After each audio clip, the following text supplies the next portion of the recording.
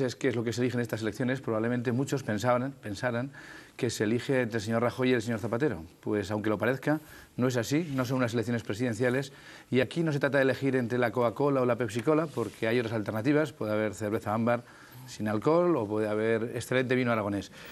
Quiero con esto decir que aquí se eligen 7 representantes aragoneses por la circunscripción de Zaragoza que nos tienen que representar en el Congreso de los Diputados defendiendo los intereses generales de Aragón. Por eso puede resultar perfectamente irrelevante que el Partido Popular o el Partido Socialista tengan un escaño más arriba o abajo, porque ese diputado será el 154 de uno o el 177 de otro, y sin embargo nunca le oiremos, nunca le conoceremos, porque nunca estará en el Congreso de los Diputados hablando, defendiendo los intereses de Aragón, sino que estará obedeciendo la disciplina de su grupo parlamentario.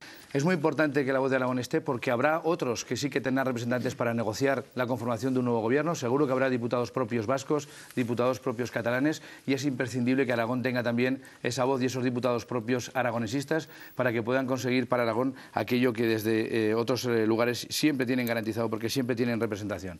Yo les digo a los aragoneses que hay muchas razones para votar Chunta Aragonesista. Las hemos explicado, las hemos difundido a lo largo de toda esta campaña electoral. Pero también les digo que si al final siguen teniendo dudas, siguen estando indecisos, les pido que piensen, que se dirijan, que miren a su corazón, que miren a su interior y que se sienten orgullosos de ser aragoneses. Si se sienten orgullosos de formar parte de este pueblo que tiene más de 1200 años de historia, si se sienten con fuerzas y con capacidad para luchar por el futuro de nuestro pueblo, de sus hijos, de sus vecinos, de sus conciudadanos, si creen que tenemos un futuro mejor, que voten con el corazón, que voten Chunta Aragonesista.